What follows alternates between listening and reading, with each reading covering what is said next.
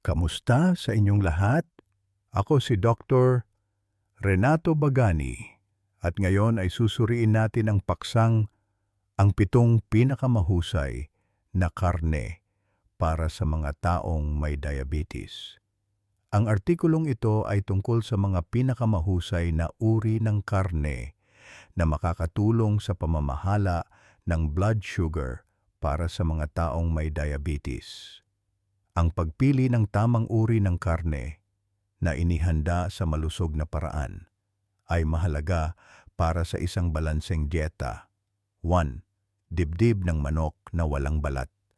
Ang manok ay isang mahusay na pagpipilian ng protina para sa mga may diabetes kapag inihanda ng tama.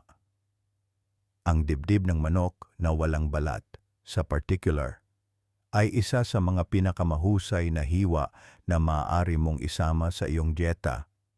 Ito ay mababa sa taba, kaya ito ay isang mas malusog na alternatibo sa mga matatabang karne. Nakakatulong ito upang maiwasan ang biglaang pagtaas ng blood sugar na mahalaga sa pamamahala ng diabetes. Hindi tulad ng mas maiitim na bahagi ng manok na may mas mataas na taba. Ang dibdib ng manok na walang balat ay nagbibigay ng purong protina, lean protein na nakakabusog at mabuti para sa puso. Hindi lang diyan nagtatapos ang mga benepisyo.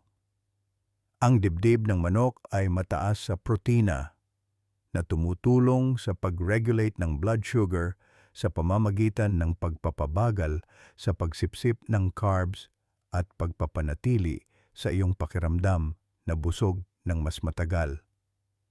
Ang protina ay mahalaga rin para sa pagkumpuni at paglaki ng kalamnan. Kaya ito ay perpektong pagpipilian kung nais mong mapanatili ang isang balanseng dieta habang pinamamahalaan ang diabetes.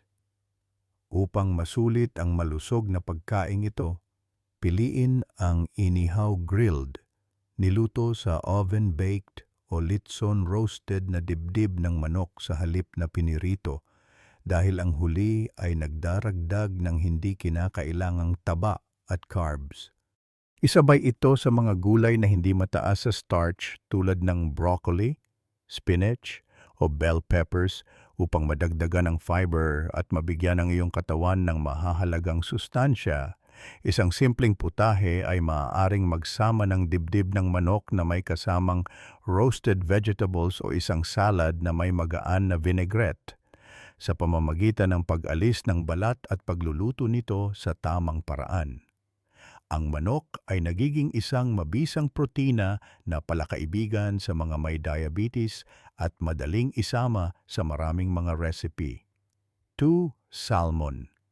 Ang salmon at iba pang matatabang isda tulad ng dilis anchovies at sardinas sardines ay mahusay na mga pagpipilian ng protina para sa mga may diabetes na naghahanap upang pamahalaan ang kanilang blood sugar.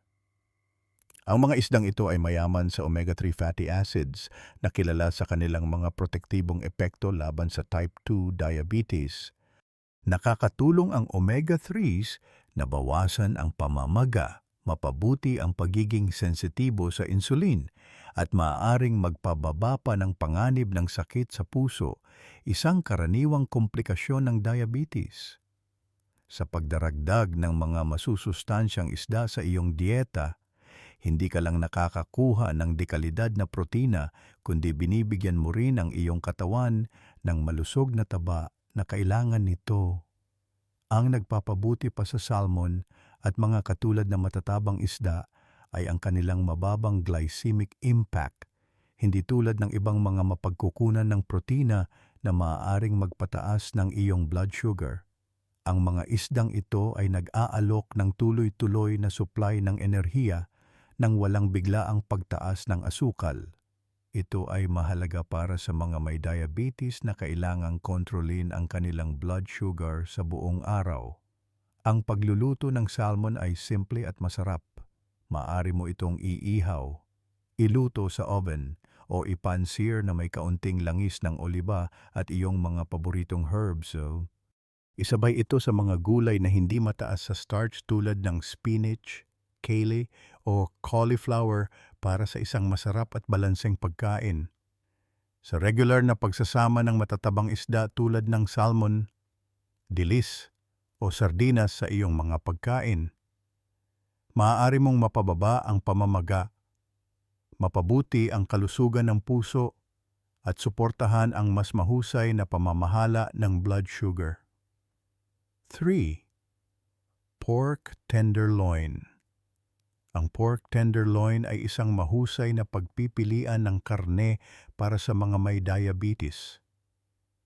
Ang manipis na hiwa ng baboy na ito ay mababa sa saturated fat, kaya ito ay isang mas malusog na opsyon kumpara sa matatabang hiwa tulad ng bacon o sausages. Nakakatulong ang mababang taba nito na panatilihing matatag ang mga antas ng blood sugar habang nagbibigay ng dekalidad na protina na kailangan ng mga may diabetes para sa pagkumpuni ng kalamnan at pangkalahatang kalusugan. Bakit napakagandang option ang pork tenderloin? Una, ito ay maraming gamit, versatile at maaaring ihanda sa maraming paraan na naaayon sa mga pagkaing angkop sa diabetes. Halimbawa, madali mo itong maluluto sa oven, ihawin, o gawing slow-cooked para sa isang malambot at makatas na resulta. Maganda itong ipares sa mga gulay tulad ng spinach, cauliflower, at zucchini na lahat ay low-carb, mayaman sa fiber, at nakakatulong na patatagin pa ang blood sugar. Pagdating sa baboy, ang susi ay ang pagpili ng mga hiwa na walang taba at pag-iwas sa mga processed na klase.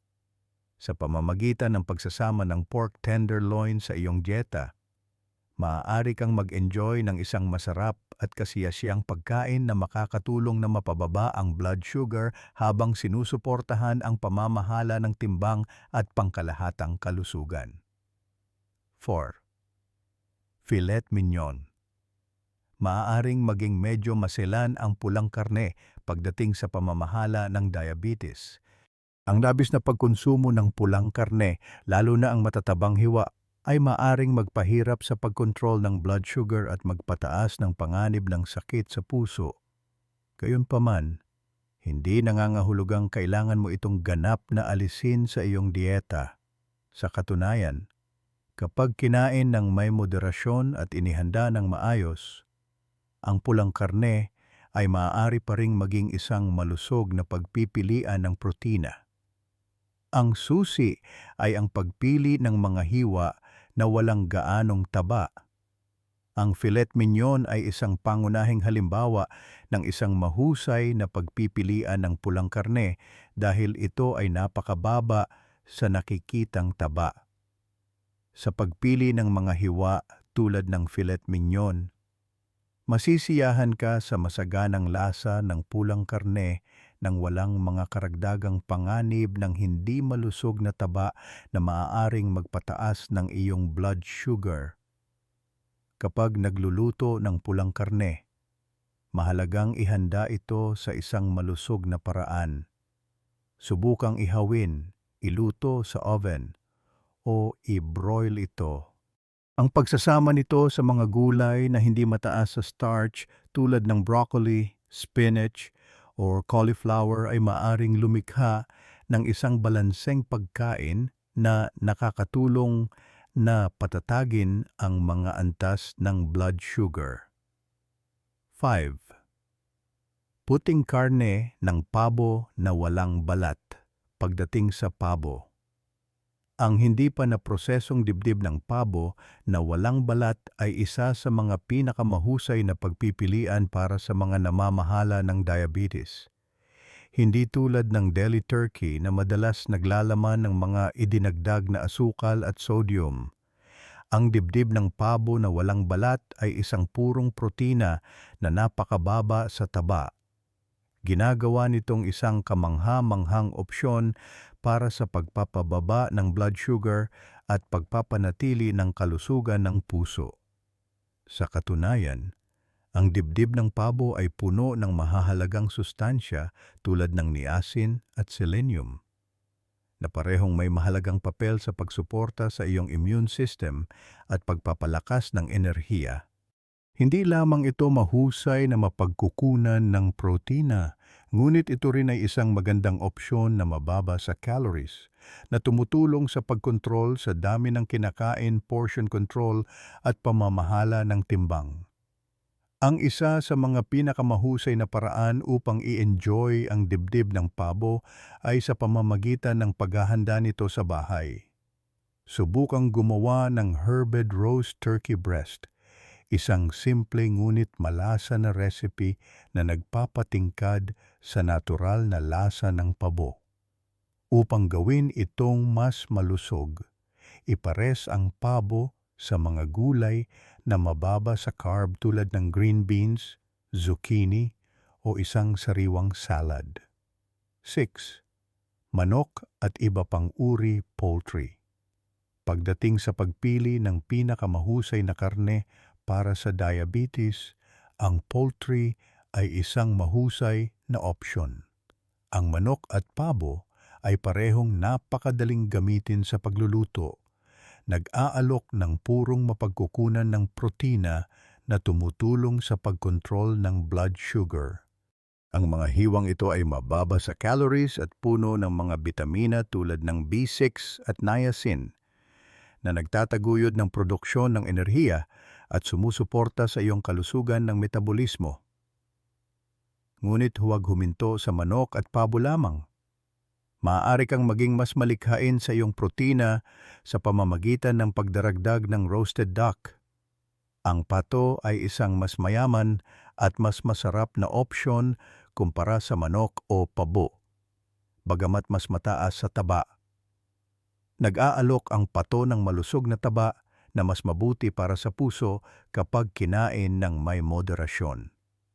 Kung iniisip mo kung paano ihanda ang pato sa paraang angkop sa diabetes, subukang isama ito sa mga putahe tulad ng Peking duck o ginger duck na may kasamang low-carb cauliflower rice sa halip ng mga starchy side dishes.